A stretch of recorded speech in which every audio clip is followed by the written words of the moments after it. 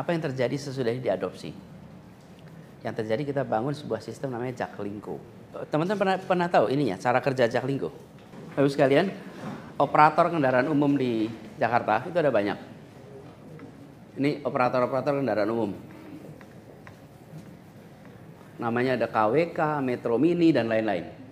Ini semua operator. Kemudian di sini namanya penumpang.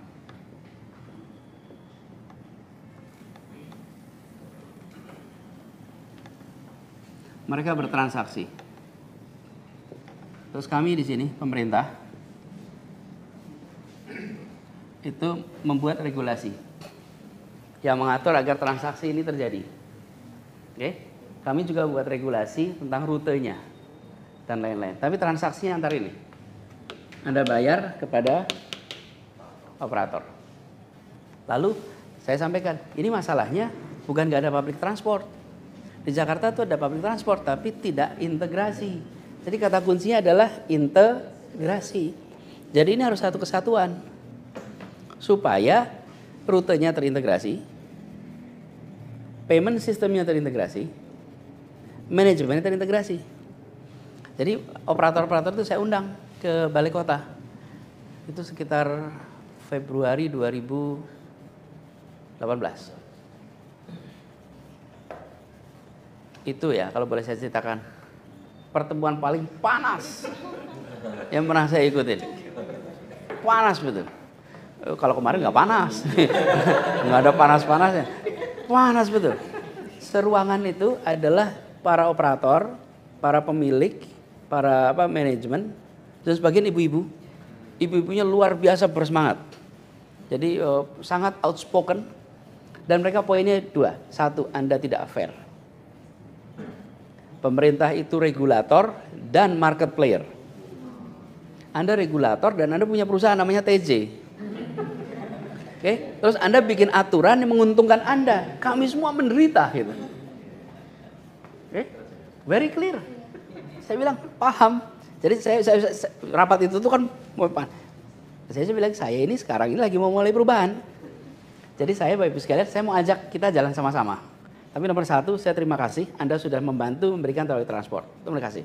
Dan terus mereka bilang apa? Pertama kali ada yang bilang terima kasih sama kami katanya. Kami ini nggak berani terima kasih sama negara. Terus dan itu pertemuan pertama dengan gubernur. Kemudian yang kedua, kami akan bangun sebuah sistem, kami akan ajak Anda untuk bergabung. Sistemnya seperti ini. Nah, saya jelaskan. Ini operator semuanya, Anda kan transaksi nih. Sekarang kami mau ubah.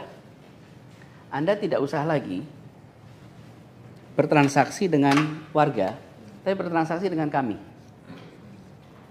Oke? Kami akan bayar jasa Anda per kilometer. Penumpangnya berapapun dibayar per kilometer. Jadi Anda nggak usah khawatir. Tapi Anda harus bergabung dalam satu sistem nih. Yang kedua, buat penumpang nggak usah bayar ke sana, cukup bayar ke pemerintah aja. Oke? Anda bayar. Kemarin kita bayar 5.000, Anda bayar 5.000, Anda bisa pakai 3 jam. Kemana saja. Bisa gonta-ganti antar ini tanpa harus ada extra payment. Anda mau bergabung, let's work together. Proses menentukan tarif per kilometernya, kan disepakati nih. Ada microbus, ada medium bus, ada large bus, itu 6 bulan 88 kali pertemuan. Sabar sekali. Dan dunia nggak tahu kalau itu terjadi. Itu belakang layar. Sampai akhirnya ketemu berapa unit cost per kilometer. Tapi apa yang terjadi? Sehat. Nggak usah kebut-kebutan. Nggak usah ngejar setoran. Kemudian tenang, tidak ada lagi rute basah dan rute kering. Tidak ada lagi jalur yang orangnya dipindah di tengah jalan. Ingat ya. Dan kemudian mereka punya kontrak dengan pemerintah. Coba cari kalau masih ada Metro Mini Jakarta sekarang. Apa yang terjadi? Mereka punya kontrak ke pemerintah. Perusahaannya ganti armadanya. Tanpa harus kami perintahkan, ganti. Mereka juga kepengen ganti kok selama ini. Cuman uangnya nggak ada. Karena itulah kenapa kampas remnya bermasalah, kampas koplingnya bermasalah. Karena revenue dari sini nggak cukup. Ini dihitung beneran nih biayanya. Ekosistem public transport kita jadi sehat. Very healthy. Jadi kita bukan begini loh caranya. Kalau yang saya jangan kemudian Transjakarta digedein semua dimatikan. Jangan, ini dihidupkan. Justru sekarang mereka merasa sekarang kami bisa berusaha dengan baik, pemerintah membeli jasa kami. Ekosistem itu nggak mati, tapi dibuat sehat. Biayanya, nah di sini ada selisihnya nih. Delta ini, kalau bisa dibilang itu yang ngambil siapa? Yang ngambil pemerintah. Biaya di sini misalnya alfa, di sini beta, kemudian terjadi kan? Ada kenyataan ini. Kenyataannya begini nih. Siapa yang absorb? Yang absorb adalah subsidi dari pemerintah. Kenapa? Karena biaya yang harus dikeluarkan lebih besar daripada yang kita terima dari masyarakat. Nah, ini teman-teman yang kemudian kita masukkan sebagai subsidi. Begitu ini terjadi, terjadilah perubahan di masyarakat. Perpindahan dari kendaraan pribadi ke kendaraan umum muncul. Sayang tengah-tengah itu terjadi, muncul pandemi. Ya kan pandemi orang nggak naik kendaraan umum gitu. Coba lihat datanya Pak. Jadi ini Jaklingko itu yang menurut saya menarik tuh grafik yang kanan aja guys, segedein yang kanan. Yang kanan daily ridership. Nah itu dia. Oke, bayangkan dari 350.000 jadi 1 juta.